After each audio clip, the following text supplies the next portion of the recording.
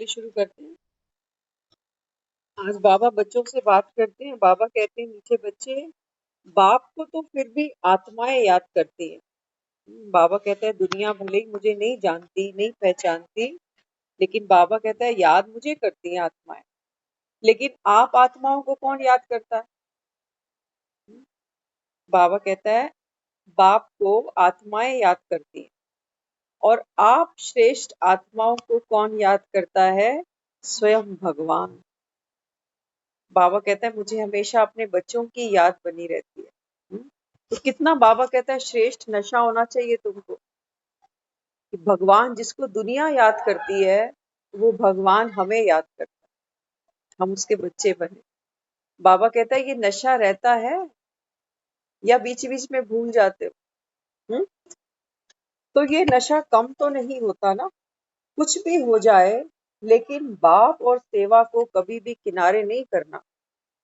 कुछ भी हो जाए, आप देखो दुनिया में कुछ भी होता है, हम रोटी खाना नहीं छोड़ते। छोड़ते हैं कभी? एक दिन रोटी नहीं खाते, हालत क्या हो जाती है? डॉक्टर कहता है रोटी नहीं, ग्लूकोज तो दो, कुछ तो अंदर जाए। तो बाबा भी हमको यहाँ कहता है कि बच्चे कुछ भी हो जाए, बाप को और बाप की सेवा को बाबा कहता है किनारा नहीं करना। माया आएगी। बाबा कहता है बाधाएं तो आएंगी, लेकिन बाबा कहता है बाप को नहीं छोड़ना कभी। तब बाबा कहता है महावीर बनते हो। याद करने में, पढ़ाई पढ़ने में मन ना भी लगे तो भी जबरदस्ती सुनते रहो। बाबा कह रहा है, पढ़ाई पढ़ने में, बाप को याद करने में मन ना भी लगे, बाबा कहता है फिर भी जबरदस्ती सुनते रहो। मन ठीक हो जाएगा। क्योंकि मन, बाबा कहता है, अभी इतना विचलित है, हलचल में है कि टिकता ही कहीं नहीं। तो बाबा कहता है बच्चे, अगर मन ना भी लगे, क्योंकि मन तो है ही चंचल, ये नहीं लगेगा। कहते हैं ना, पिछले जन्मों के जो हमारे पाप कर्म होते हैं, उसकी वजह से सत्संग में आत्मा नहीं बैठ पाती। कभी तबीयत खराब हो जाती है, कभी घर में कोई ट्रबल क्रिएट हो जाती है। तो बाबा कहता है कि बच्चे, ये तो पुराने लेन देन है। इसलिए बाबा कहता है मन ना भी करे, जबरदस्ती सुनो। क्या कहता है डॉक्टर? कड़वी गोली खाना किसको अच्छा लगता है? लेकिन डॉक्टर क्या कहता है? कड़वी दवाई है, खानी तो पड़ेगी। बाबा कहता है बच्चे, आत्मा भी पतित बनी है। तो बाबा कहता है फिर ये ज्ञान की खुराक रोज देनी पड़ेगी, कभी पीछे नहीं हटना। हम्म?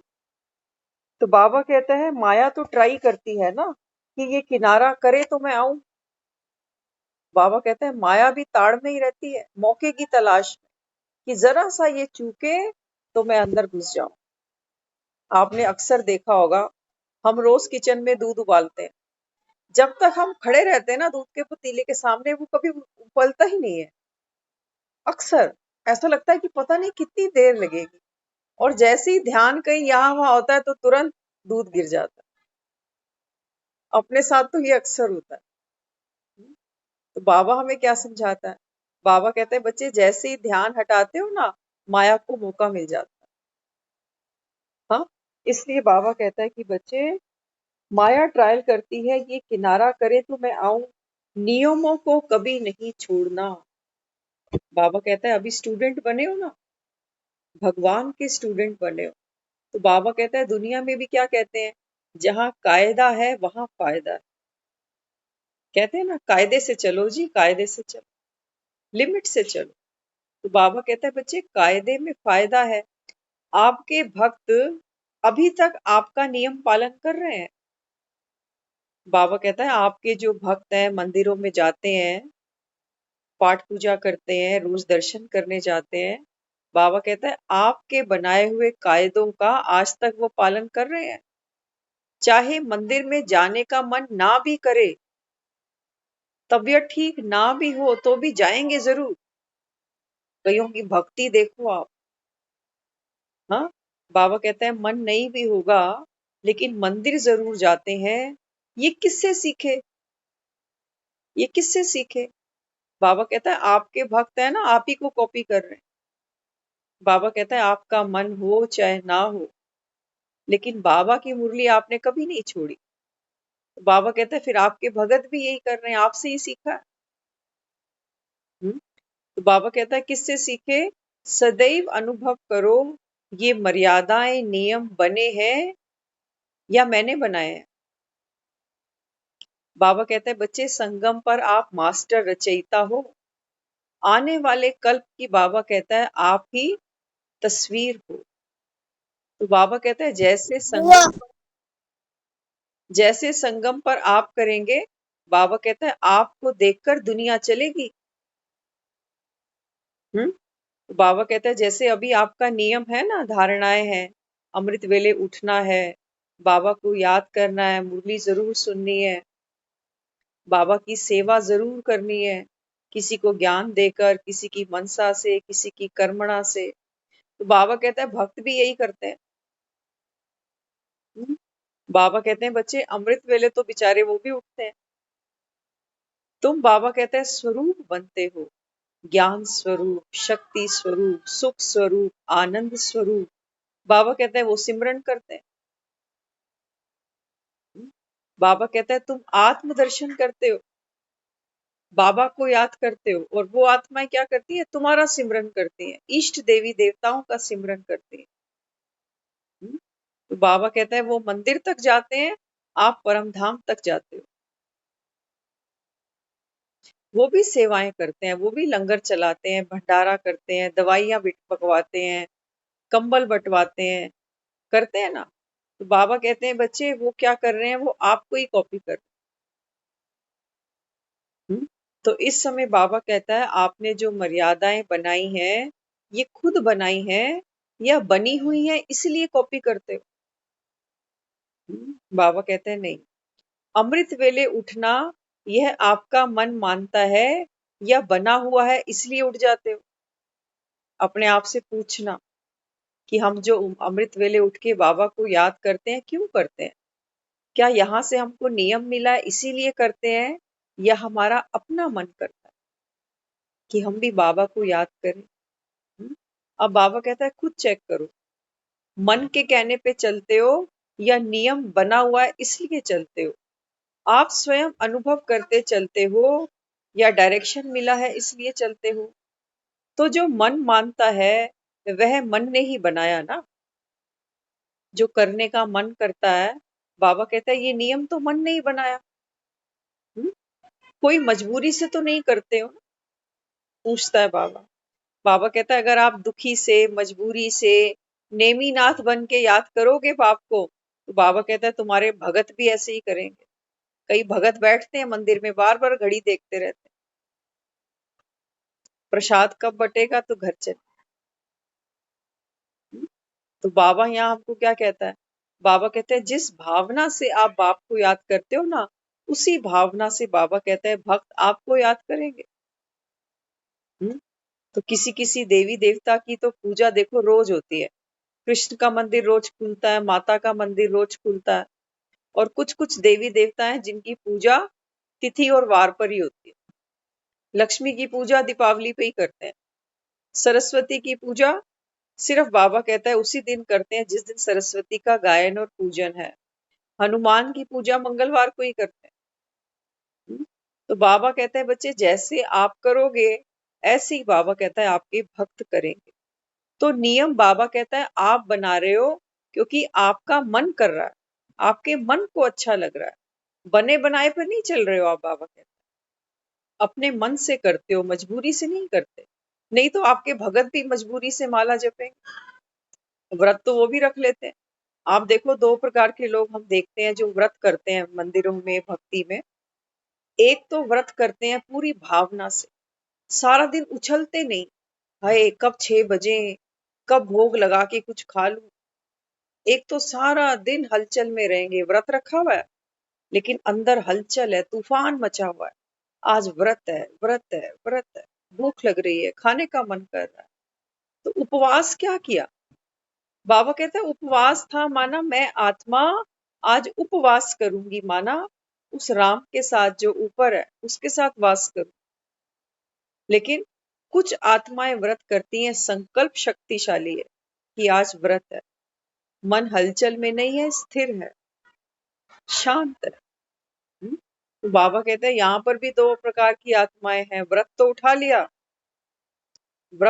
लिया, मैं शांत स्वरूप आत्मा हूँ। अब बीच बीच में हलचल होती है, हाय कर दूं गुस्सा, कब तक दबाऊं। हम्म, और एक आत्मा शांति है कि मैंने व्रत लिया हुआ है ना, बाबा ने व्रत दिया है अभी। हम्म, बाबा कहते हैं जैसे आप चलोगे ऐसे आपके भगत चले। तो वो रोज गिनते हैं, आज कौन सा नवरात्र है, तीसरा, 4 और रह गए, गिनते हैं ना, आज 5वां है, 3 और रह गए। तो गिनते ही जाते हैं बेचारे कि कब तक ये भूख हड़ताल चलेगी, जल्दी से अष्टमी आए, नवमी आए तो निपटाएं काम को। हम्म, तो बाबा कहते हैं बच्चे आप चेक करो, मजबूरी से चलते हो या प्रेम में, भावना में चलते हो। करना ही पड़ेगा, सब मन को पसंद है ना। बाबा कहता है ऐसे तो नहीं सोचते हो कि हाय करना ही पड़ेगा। कई लोग व्रत भी इसलिए करते हैं कि हाय करना ही पड़ेगा। तो बाबा कहता है मन को पसंद है इसीलिए करते हो ना, क्योंकि जो खुशी से करते हैं उसमें बंधन नहीं लगता। आप देखो कई लोगों को हम देखते हैं, वो नवरात्रे रखते हैं ना, तो सारा दिन एक उमंग रहती है अंदर, पूरा दिन। हाँ, कि कब कीर्तन शुरू होगा, कब हम नए नए भजन सुनेंगे सुनाएंगे, तो सारा दिन उनका इसी में ही चला जाता है, खाने की सुधि नहीं रहती। हाँ, और कोई सारा दिन यही सोचता है कि आलू उबले कि नहीं, कुट्टू का आटा आया कि नहीं, चिप्स के 6 पैकेट आए कि नहीं। हम्म, तो यहाँ बाबा हमको कहता है खुशी से करते हो, बंधन तो नहीं लगता, बाप से अटूट प्यार है, इसीलिए कोई भी बात होती है तो भी उड़ते रहते हो। बाबा कहता है बातें तो होंगी, क्योंकि कलयुग में बैठे थे ना। बाबा कहता है कलयुग से निकलना भी इतना सोखा नहीं था, इसलिए कहते हैं राम आते हैं रावण की शोक वाटिका से छुड़ाने के। सीता के तो बस की बात नहीं थी कि अपने आप उठकर लंका से बाहर आ जाती। हम्म, तो बाबा कहता है कि बच्चे बाप से अटूट प्यार है, इसीलिए कोई भी बात होती है तो भी फिक्र को धुएं में उड़ाते चले जाते हो। सिखा दिया ना बाबा ने। हम्म, तो बाबा कहता है कि बच्चे रूहानी नशा चढ़ता है कि बाप मुझे याद करता है जिसको दुनिया याद कर रही है। हम्म, तो बाबा कहता है फिर फिक्र को धुएं में उड़ाते चले जाते हो। जैसे बाप से नंबर 1 प्यार है, ऐसे मुरली से भी प्यार है। बाबा कह रहे हैं बच्चे बाप से तो प्यार सबका है, लेकिन क्या बाप की मुरली से प्यार है? जब से आए हो तब से कितनी मुरलियां मिस की हैं। बाबा कहता है कब से ज्ञान में आए हो? किसी को 6 महीने हुए, किसी को 2 महीने, किसी को 1 साल। बाबा कहते हैं बच्चे मैं तो 85 साल से मुरली सुना रहा हूँ। तो सोचो कितना समंदर बाकी है पीने के लिए। और बाबा कहता है बच्चों के पास फुर्सत नहीं, रोज की एक मुरली मिलती है उनको। हम्म? और जो तीव्र पुरुषार्थी है ना, वो 5-5 6-6 मुरलियां रोज पुरानी अगली सब पढ़कर बैठते हैं, क्योंकि व्यर्थ में बुद्धि जाएगी ही नहीं, व्यर्थ चिंतन चलेगा ही नहीं। तो क्या करते हैं, आज की मुरली भी पढ़ेंगे, बीते कल की भी पढ़ेंगे, तो उससे एक पिछली भी पढ़ लेंगे। तो सारा दिन जो सुनते हैं वही फिर बाबा की बातें, मनन चिंतन वही बुद्धि में चलता है, दुनिया की खोज खबर ही नहीं। हम्म? दुनिया की तो छोड़ो, अपने घर की ही खबर। तो बाबा कहते हैं यही तो है फिक्रों से फारिग हो जाना, नहीं तो इस दुनिया में फिक्रों के सिवा और है ही क्या। बाबा कहते हैं कुछ लोग तो सारा दिन यही करते हैं, हर घर की खबर लेंगे, तुम ठीक हो, तुम ठीक हो, आप कैसे हो, आप कैसे हो। बाबा कहते हैं हाल चाल जब बात सुनाते हैं तो सब कहते हैं मैं ठीक हूँ, बहुत बढ़िया, आप सुनाइए। बाबा कहते हैं जब यहाँ सभी बढ़िया हैं तो फिर बाप को क्यों बुला लिया, बढ़िया तो यहाँ कोई भी नहीं है। बाबा कहता है कलयुग में बैठे हो, हालचाल बढ़िया हो नहीं सकते, इसीलिए बाप को आना पड़ता। हम्म? तो बाबा कहता है कि बच्चे बाप से प्यार है या मुरलियों से भी प्यार करते हो? जब से आए हो तब से कितनी मुरलियां मिस हुई होंगी। इसमें भी नंबर 1 होना है। बाबा कहते हैं बच्चे मुरली ही तुम्हारा भोजन है, मुरली से ही तुमको शक्ति मिलेगी, मुरली से ही आत्मा पावन बनेगी। तो बाबा कहते हैं बच्चे मुरली कभी मिस नहीं करना। रोटी कभी छोड़ते हैं हम? कभी नहीं छोड़ते। कोई काम आ भी जाता है, कहीं बाहर जाना भी पड़ता है, तो यही हलचल रहती है, रोटी नहीं खाई अभी तक, 4 बज गए अभी तक रोटी नहीं मिली मुझे। कितनों को सुनाते हैं। बाबा कहते हैं कभी मन में ये संकल्प चला कि शाम के 4 बज गए अभी तक मुरली नहीं सुनी मैंने। कितनी भूख लगती है। बाबा कहता है ये भूख तो बच्चों को नहीं लगती। क्यों? क्योंकि नियम प्रमाण मुरली सुनते हो। मन करता है, बाबा कहता है इसलिए बैठते हो, या सिर्फ बैठना है तो इसलिए बैठ जाते हो। भूख लगेगी तो बाबा कहता है फिर दौड़ोगे भोजन की तरफ। इसलिए बाबा कहता है बच्चे मुरली कभी मिस नहीं करना, बाप को और सेवाओं को कभी किनारा नहीं करना। माया तो बाबा कहता है बस ताड़ में ही खड़ी है, जरा सा किनारा करोगे माया तुरंत प्रवेश कर जाएगी। अलबेलापन, आलस से। बाबा कहता है ये तुम्हारी पुरानी बीमारियां हैं, ये भी विकार है। विकार सिर्फ काम, क्रोध, लोभ, मोह, अहंकार नहीं होते। बाबा कहते हैं ये भी विकार है आत्मा के, आलस से, अलबेलापन, नींद। कितना सोए बाबा कहता है। कुंभकर्ण कौन है? यही बैठे हैं कुंभकर्ण। बाबा कहता है हाँ, 24 घंटे होते हैं, 10 घंटे तो सोने में निकल गए। सोचो, अगर किसी की लाइफ 70 साल की है ना, तो 20 से 25 साल तो सिर्फ वो सो ही रहा। अभी तो फिर भी हम 8-10 घंटे सोते हैं। बचपन में तो देखो बच्चा 12-12, 18-18 घंटे सोता। जैसे जैसे एज बढ़ती है हमारी नींद अपने आप कम हो जाती है। तो बाबा इस समय बच्चों को कहता है बच्चे सारे विकार छोड़ने पड़ेंगे। हाँ, तो बाबा कहता है पढ़ाई भी कौन से बच्चे करते हैं? जो चुस्त होते हैं, फुर्तीले होते हैं। वो बच्चे दौड़ दौड़ के पढ़ते हैं, आज ये पेपर कल वो पेपर। एक बच्चा सोया ही पड़ा है, माँ पीछे ही लगी हुई है, उठ जा, उठ जा, पढ़ाई कर, उठ जा, स्कूल का टाइम, उठ जा, ट्यूशन का टाइम। वो बच्चे को सुध ही नहीं। वो माँ रोज कहती है जा जा फीस भरनी है मुझे। अब बच्चे का इंटरेस्ट ही नहीं। हाँ, तो फिर देखो वहां क्या क्या होता है रोज। तो बाबा इस समय कहता है कि बच्चे मैं तो तुमको सयाना बना रहा हूं ना। हम्म? सिर्फ बाबा कहता है एक जन्म की बात नहीं। बाबा कहता है कल्प कल्प की बाजी है, हल्के में मत लेना। क्योंकि कई बच्चे तो ये सोचते हैं कि कैसा ये स्कूल है। हाँ, ना तो यहाँ कोई पढ़ाने वाला दिखाई देता है, ना यहाँ की कोई फीस है। तो बाबा कहता है कि बच्चे ये है बाप, यही तुम्हारा टीचर बना हुआ है, यही तुम्हारा सतगुरु बना हुआ है। तो बाबा कहता है पिता बच्चे से कैसे फीस ले लेगा। हम्म? लेकिन बाबा कहता है मुझे तरस पड़ता है बच्चों पे कि माया तुमको कितना अलबेला बनाती है। तो भगवान पढ़ाने आया है, लेकिन बाबा कहता है देखो, जिस भक्ति को बाबा कहता है भक्ति में जिसको तुमने याद किया कि जब तुम आओगे मैं तुम पर बलिहार जाऊंगी। आज सुबह की मुरली में था ना, बाबा कहता है कि बच्चे इस समय तुम बाप पर बलि चढ़ते हो। बलि चढ़ना माना क्या? वैसी बलि नहीं जो मंदिरों में हम देखते हैं, बकरे की बलि चढ़ गई। नहीं। बाबा कहता है बलि चढ़ना माना इस समय बाबा कहता है आत्मा अपने विकारों की, अपनी कमजोरियों की बलि दे दे। इसको बाबा कहता है बाप पर बलिहार जाना। बाकी कोई गर्दन काटने की तो बात नहीं। हम्म?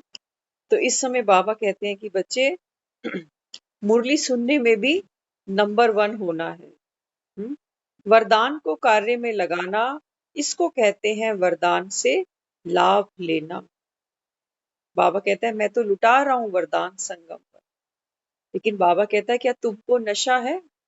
हम जब छोटे होते थे हम कहानियां सुनते थे कि किसी ने बहुत तपस्या करी और भगवान ने उसको वरदान दिया। हम्म? मन चाहा वरदान दिया। तो बाबा कहता है बच्चे इस समय तो बाप भी आए हैं, तुम आत्माओं को वरदान देता है। लेकिन बाबा कहता है क्या तुमको वरदान की वैल्यू है? हम्म? बाबा कहता है वरदान को यूज करोगे स्मृति रखोगे तो बाबा कहता है तभी लाभ मिलेगा। तो आज का वरदान क्या था सुबह की मुरली में, याद है किसी को? आज सुबह बाबा ने क्या वरदान दिया था, याद है किसी एक को? नहीं याद।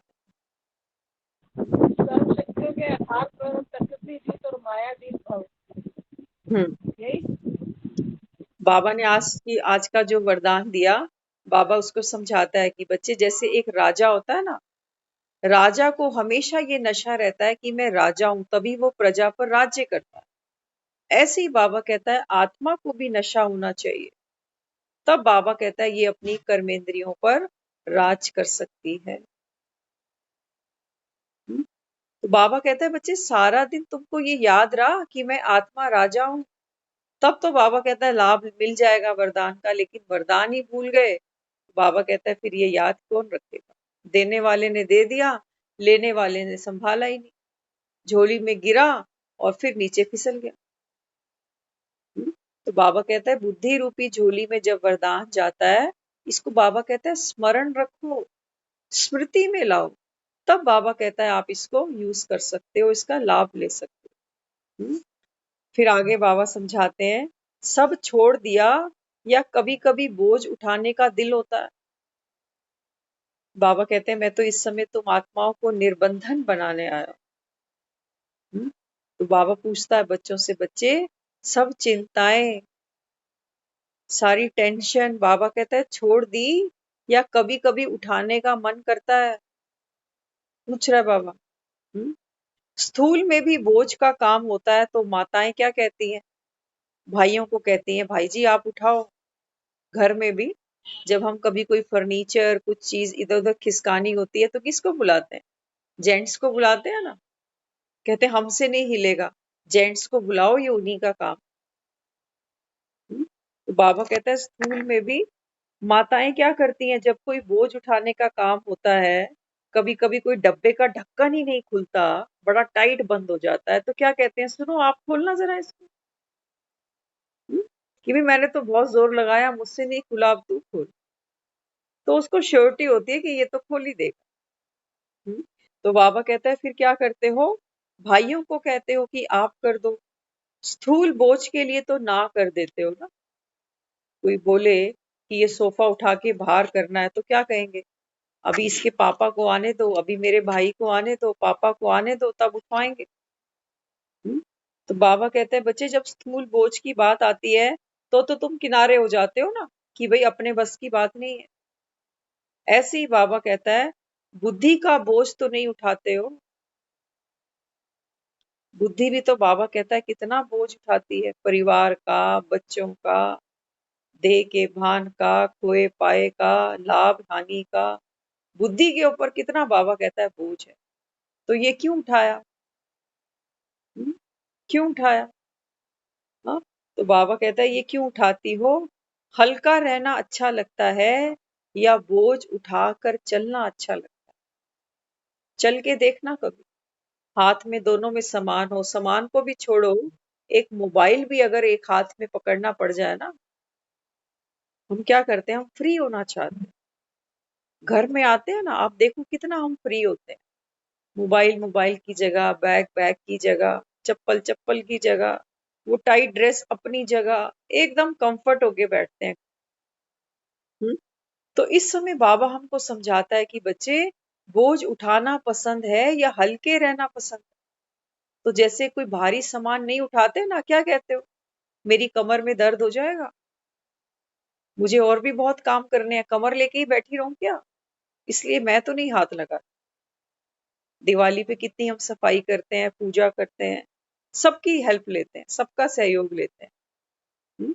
ऐसे ही बाबा कहता है बच्चे जब स्थूल बोझ नहीं उठाते हो, किनारा कर देते हो, तो बाबा कहता है फिर बुद्धि पे बोझ क्यों रखते हो? क्या ये बाबा कहता है किनारा करना नहीं आता? हम्म? बाबा हमको रोज समझाता है, बाबा कहते हैं बच्चे आत्मा और शरीर का रिश्ता है, लेकिन बाबा कहता है लगाव नहीं, कर्म करना है, कर्म इंद्रियों से कर्म करना है, लेकिन बाबा कहता है कर्म के बंधन में नहीं फंसना, सेवा कर दो। बाबा कहता है जिसके लिए दाल रोटी बनानी है बनाओ।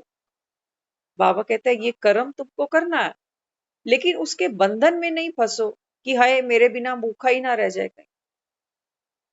बाबा कहता है बाप मैं हूं कि तुम हो, जिम्मेवारी मेरी है कि तेरी है, तू क्यों बोझ उठा रखा है बिना मतलब।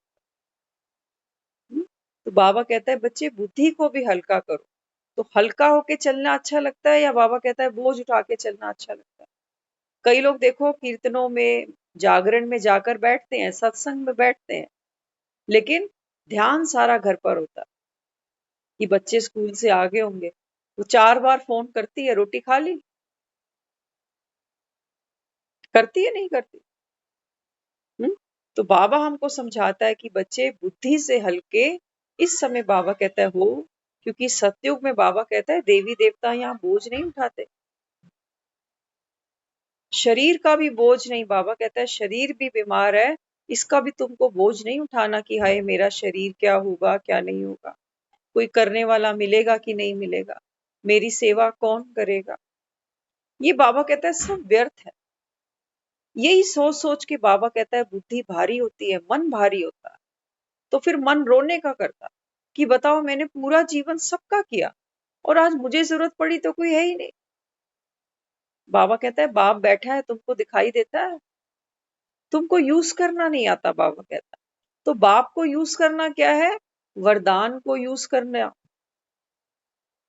बाबा कहता है बच्चे यही तो मैं तुमको शक्ति देता हूं, तो बाप को यूज करना माना क्या? बाबा कहता है मेरी दी हुई शक्ति को, मेरी श्रीमत को यूज तो करो। यही बाबा कहता है बाप को यूज करना है, बाप को तो तुमको दिखाई नहीं देता, तुमको तो देहधारी दिखाई देते हैं। तो इस समय बाबा हमको कहता है कि बच्चे हल्के हो जाओ। मन में बाबा कहता है कोई बोझ नहीं हो, जो हो रहा है वो अच्छा हो रहा है और जो होगा वो इससे भी अच्छा होगा। क्योंकि बाबा कहता है मैं गारंटी कर रहा हूं तुम बच्चों के साथ, दुनिया के साथ नहीं। बाबा कहता है मैं अपने बच्चों से गारंटी करता हूं, जो बाप के मददगार बनते हैं, जो बाप के साथ खड़े रहते हैं। बाबा कहता है मैं अंत तक बाबा कहता है तुमको दाल फुल्के की कभी कमी नहीं आने दूंगा। बाबा कहता है हमेशा मेरी छत्र छाया में रहोगे, माया तुम्हारा सुख चैन चुरा नहीं सकेगी। लेकिन बाबा कहता है ये गारंटी उन बच्चों के लिए है जो रोज बाप की श्रीमत पर चलेंगे। तो आज सुबह की मुरली में बाबा ने श्रीमत समझाई। बाबा कहता है जो सपूत बच्चे होंगे ना, बाबा कहता है सपूत बच्चे कभी भी खाने पीने सोने में समय नहीं गवाएंगे। इसका मतलब ये नहीं कि बाबा हमको खाने पीने और सोने से मना करता, एक्सेस से मना करता कि बुद्धि सारा दिन खाने में ही फंसी रहे। अभी क्या बनाया, 2 घंटे बाद क्या खाएंगे, कल सुबह क्या। बाबा कहता है सारा दिन बुद्धि यहीं फंसी रहती। इसमें बाबा कहता है समय नहीं गवाना। सोना जरूरी है, शरीर को आराम चाहिए, ये एक यंत्र है। बाबा कहते हैं बच्चे 6 घंटे की नींद हो, 7 घंटे की नींद हो बस भली है। अब सारा दिन ही आलस करके बिस्तर पे पड़े रहे, इधर करवट उधर करवट, वो टीवी का रिमोट हाथ में। बाबा कहता है ये करके अभी समय नहीं गवाना, आप कलयुग में नहीं हो। बाबा कहता है फिर बाबा ने दूसरी श्रीमत दी। बाबा कहता है कम से कम 8 घंटे मुझे याद करो।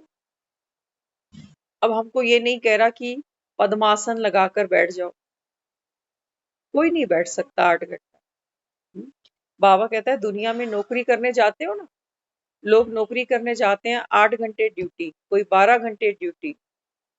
दुकानों पे लोग बैठे हैं 12-12, 15-15 घंटे सर्विस कर रहे हैं ना, कमाई कर रहे हैं। तो बाबा कहता है बच्चे 8 घंटे आराम करो, 8 घंटे शरीर के लिए कमाओ, लेकिन 8 घंटे बाबा कहता है बाप की खातिर देने पड़ेंगे। 24 घंटे हैं, बाबा कहता है कमाओ 8 घंटे, 8 घंटे आराम करो, लेकिन 8 घंटे बाप के लिए नहीं है। एक बाप क्या कहता है बच्चों से, तू अपना परिवार भी देख, आराम भी कर, पैसा भी कमा। क्या बाप के लिए तेरे पास टाइम नहीं है जिसने तेरे को पैदा किया? पूरी जिंदगी मैंने तेरे लिए मेहनत करी, तेरे को पढ़ाया लिखाया, इतना बना दिया, आज बाप तेरे को कोई काम बताता है, तेरे पास समय ही नहीं। तो बाबा कहता है बच्चे, जो बाप के सपूत बच्चे हैं, जो उसकी श्रीमत पर पूरा चलेंगे, बाबा कहता है मैं उनको गारंटी करता हूँ, सारे मत सोचने बैठ जाना कि मेरी भी गारंटी उठा ली उसने।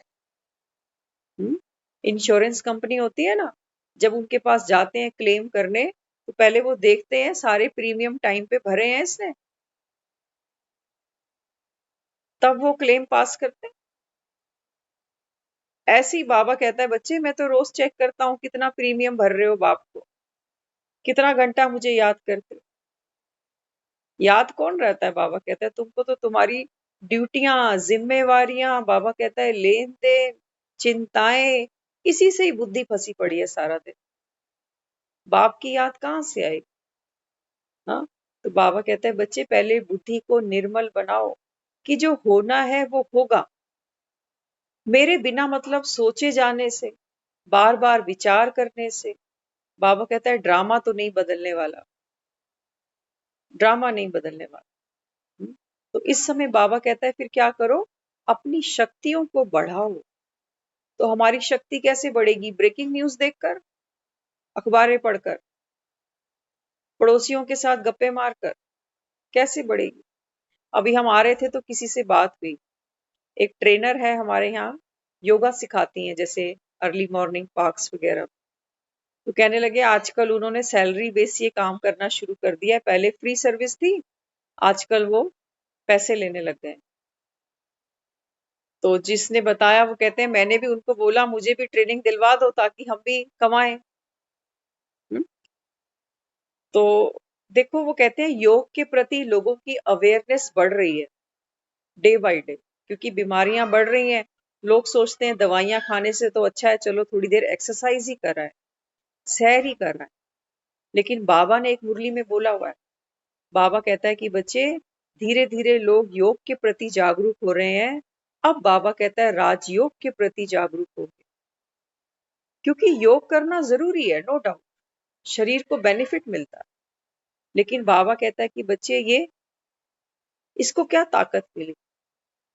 तो जिससे बात हो रही थी ना, उनको ही हमने बोला आपके घर में 2 साल पहले जो बीमार थे, उनकी रिपोर्ट्स अभी आई नहीं थी, पूरा घर हिला हुआ था।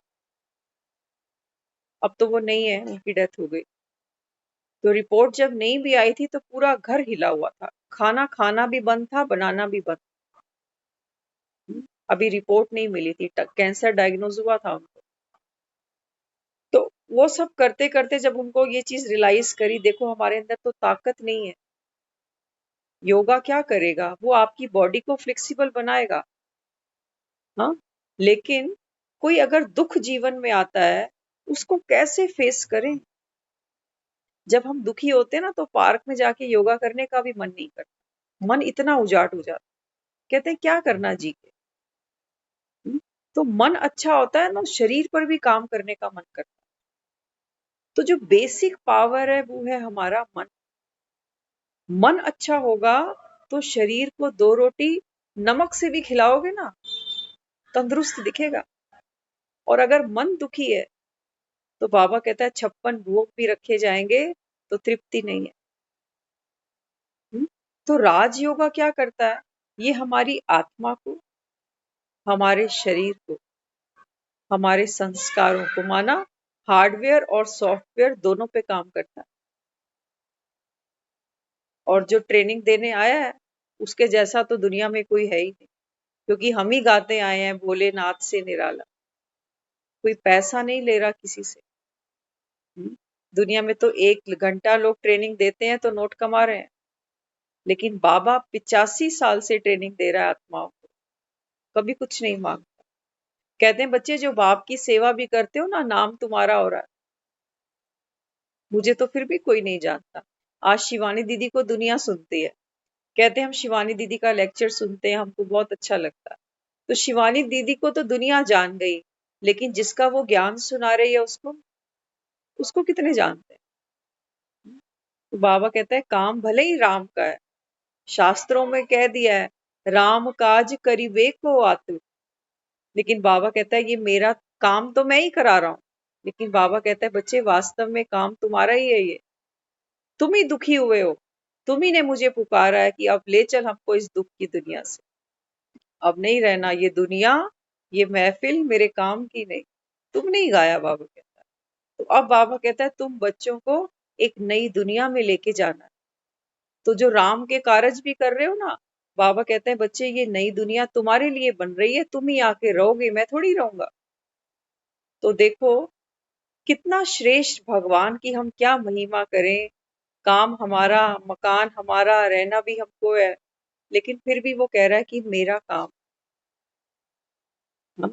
तो बाबा कहता है क्योंकि मेरा कहूंगा ना तो सारे मिलकर सेवा करें, लेकिन अगर एक एक का काम बताऊंगा कि तेरे लिए भी सतयुग बनेगा, तेरे लिए भी बनेगा, तो आपस में फिर क्या होगा। हाँ, इसलिए हम उसने क्या बोला, राम काज करिबे को आतुर। तो बाबा कहता है इस समय ये सारे बच्चे मेरे महावीर बनते हैं, और बाबा कहता है एक हाथ में गदा उठाते हैं। बाबा कहता है मार्ग में जो भी बाबा कहता है विघ्न आए, ज्ञान की बाबा कहता है गदा चलाकर उनको काटते जाओ। और दूसरे हाथ में बाबा कहता है संजीवनी रखना, क्योंकि माया तुमको जगह जगह मूर्छित करेगी, सुलाएगी कि सो जा, अभी कलयुग बड़ा लंबा पड़ा है, अभी थोड़ी विनाश हो रहा, अभी मौज करते हैं। बाबा कहता है ये संजीवनी बार बार सूंघना, ये है मुरली। ये मुरली जब जब आत्मा सुनती है, बाबा कहता है सचेत हो जाती है कि वाकई बाबा तैयारी कर रहा है, दिन बड़े कम है। नहीं तो बाबा कहता है दुनिया तो अज्ञान में सोई हुई है। इसी को लोग कहते हैं कुंभकर्ण की तरह सोना, खाना पीना सोना। कुंभकर्ण भी क्या करता था, कहते थे 6 महीने खाता है, 6 महीने सोता है। बाबा कहते हैं बात तो तुम्हारी है। आधा कल्प बाबा कहता है तुम खाते आए, सत्युग त्रेता में खूब मौज करी, और बाबा कहता है द्वापर और कलयुग में सो रहे हो अज्ञान की नींद।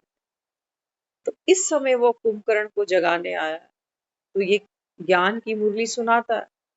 और बाबा कहता है निरंतर बजाता हूँ, 85-86 साल से बजाए जा रहा हूँ, क्योंकि कुंभकर्ण जागते हैं। और बाबा कहता है फिर एक आंख खोल के फिर सो जाते। किसी को उठाओ ना तो क्या कहता है, करवट लेगा, अच्छा अच्छा उठ रहा हूँ, आप चलो मैं आ रहा हूँ। अंदर जाके देखो फिर खराटे ले रहा होता। तो बाबा हमें कहता है बच्चे ये मुरली है, ये मुरली तुम आत्माओं की, बाबा कहता है ये राम बाण है तुम्हारे लिए। माया तुमको सुलाएगी, तुम्हारी इच्छाएं, तुम्हारी वासनाएं, बाबा कहता है ये आत्मा को पतित बनाएंगे।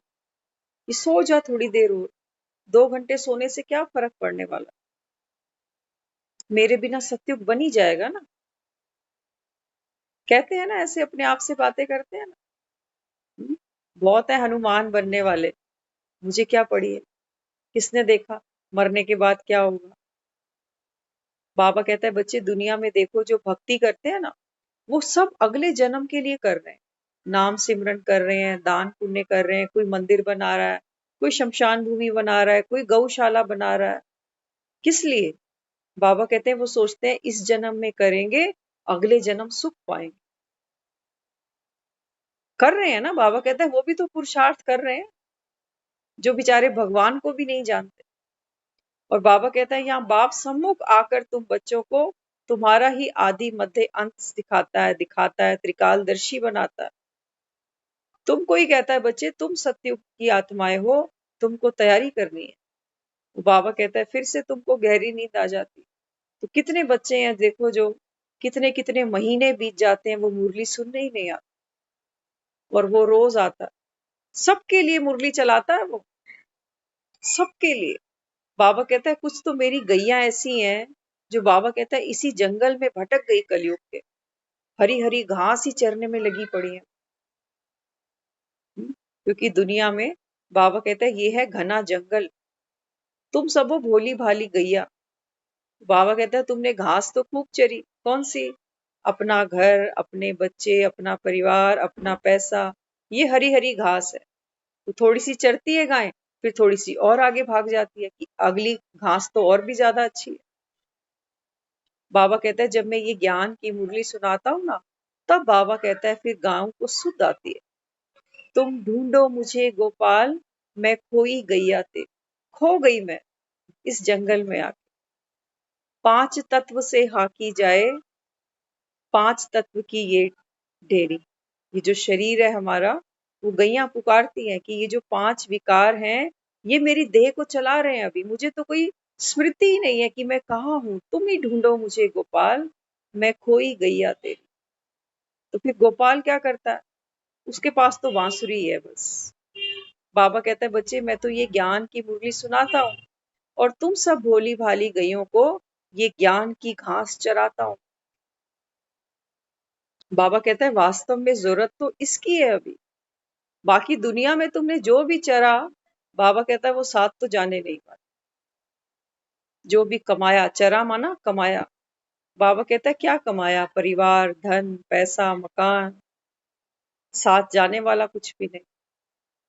तो बाबा कहते हैं वही पूरी जिंदगी लगाते हो, वही रिश्ते संभालने में, वही परिवार संभालने में। अंत में बाबा कहता है ये देरी नहीं लगाते, देरी नहीं लगाते। तो इसलिए बाबा हमको समझाता है कि बच्चे, आत्मा है, कर्म तो करेगी, दाल रोटी तो बनाएगी, उसके बिना तो गुजारा नहीं होगा। लेकिन बाबा कहता है कि बच्चे अब कर्म के बंधन में नहीं फंसो। कर्म ये सोच के करो कि राम का कार्य है, मैं केवल निमित्त आत्मा हूं। तो बाबा कहता है तुम कर्म के बंधन से भी न्यारे बन जाते हो। तो आत्मा पर फिर कोई बोझ नहीं, सेवा करनी है। जो भी हमको सेवा मिली घर में, परिवार में, बच्चों की, वो करनी है। लेकिन वो सेवा राम की जान के करनी है। बाबा कहता है तुम करते तो हो, मेहनत खूब करते हो, लेकिन बाबा कहता है जिनकी सेवा करते हो ना, उनके साथ लगाव हो जाता है। और जब लगाव होता है तो बाबा कहता है फिर ऐसा लगाव बढ़ता है कि सोचते हो यहाँ तो मैंने इतना जमा किया, इतना प्यार दिया, इतना सहयोग दिया, मुझे यहाँ से रिटर्न क्यों नहीं मिलती? जमा करा ना वहां पर, पूरा जीवन दिया। तो बाबा कहता है जब वहां जमा करते हो तो दुखी भी होते हो कि कब तक करूं, मैं ही करूं, क्योंकि रिटर्न नहीं मिलती तो आत्मा फिर बोझिल हो जाती। तो इसलिए बाबा कहता है बच्चे, दुनिया में भी लोग मांगते हैं ना, तो किस लिए मांगते हैं? कहते हैं राम के नाम पर दे दो। बीच में राम को ले आते हैं। हम दान करके आते हैं किसी को राम के नाम पर। जिसको दिया है उससे नहीं वापस मिलेगा, वो कहता है आपको राम देगा। अब राम कहता है जिसको दिया उससे ले, मेरे को क्यों बीच में डाल दिया? क्या राम तुम्हारे 10-20 रुपए के लिए बैठा हुआ है? तो बाबा कहता है फिर क्या करते हो? यही फॉर्मूला बाबा कहता है यहाँ यूज कर लो। तो जिसकी भी सेवा करी, बाबा कहता है बीच में राम को रखो कि राम के नाम पर कर दिया, राम के नाम पर रोटी खिला दी तुझे। तो बाबा कहता है ये राम की सेवा हो जाएगी, राम तुमको रिटर्न दे देगा। लेकिन हम उल्टे चलते हैं, करते बहुत है, मेहनत खूब करते हैं, दुखी भी खूब होते हैं। लेकिन बाबा कहता है उम्मीद किससे लगाते हो? भिखारी से। हम भिखारी को दान देते हैं, कभी ये उम्मीद नहीं करते कि कभी मेरे पे प्रॉब्लम आएगी तो भिखारी से ही 100-50 ले आऊंगा। कभी सोचते भी नहीं ऐसा। कहते हैं ये तो बेचारा खुद ही मांगता है, ये मुझे क्या दे देगा? देगा तो मुझे राम ही देगा, इसके बस की कहाँ है? तो भिखारी से कोई उम्मीद करते हैं हम कि रोज इसको 10 रुपए देता हूँ, कभी मुझे जरूरत पड़ेगी तो 1000 रुपए देगा तू? कभी नहीं मांगते भिखारी से। हाँ, तो बाबा कहता है बच्चे, दुनिया में ये सब कौन है? ये सब मांगते हैं। ये सब राम के नाम पे मांग रहे हैं। कोई प्यार मांग रहा है, कोई सहयोग मांग रहा है, कोई सम्मान मांग रहा है। तो बाबा कहते हैं बच्चे, ये सब राम के नाम पर मांग रहे हैं, तो तू राम के नाम पे दे दे। इनके पास वो शक्ति नहीं है कि समय आएगा तो ये तुझे रिटर्न दे पाएंगे, नहीं दे पाएंगे। और यही आत्मा पे फिर बोझ चढ़ता है। वो सोचती है मैंने इतना साल किया, नॉन स्टॉप किया, बीमारी में भी किया, लेकिन मुझे क्या मिला? अब बाबा कहता है तुम भिखारियों से ही मांगोगे तो तुमको मिलने वाला क्या है? तो रास्ते पे, फुटपाथ पे जो खड़े हैं, बाबा कहता है उन्हीं से ही सीखो। बाबा कहता है राम के नाम पर ही मांग रहे हैं और देने वाले भी राम के नाम पर दे रहे हैं। तो बाबा कहता है ठेकेदार फिर मुझे बना दो, सेवा करो इनकी। लेकिन बाबा कहता है अपने को भी आत्मा देखो, इनको भी आत्मा देखो। वो है करण करावनहार, मैं आत्मा केवल निमित्त हूँ। तो देखो दुनिया में कोई सेवा करने का पाठ करता है, कोई करवाने का करता है। कई बार हम सोचते हैं कि ये तो आराम से बैठ के रोटियां खा रहे हैं और मेरी किस्मत देखो बनाते बनाते जिंदगी खत्म होने को आ गई। तो बाबा कहता है बच्चे हर आत्मा का पार्ट है। किसी ने बैठ के रोटी खानी है, राम ने खिलानी है उसको बैठे हुए रोटी, क्योंकि उसका ड्रामा में पार्ट है। वो बाबा कहता है तुझे बना के खिलानी ही है, तो तेरा ये पार्ट है। पार्ट को देख के बाबा कहता है दुखी नहीं हो, खेल है ये, इसको मनोरंजन समझो।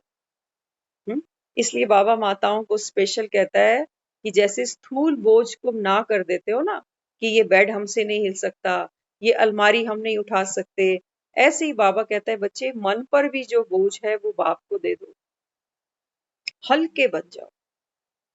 ओम शांति।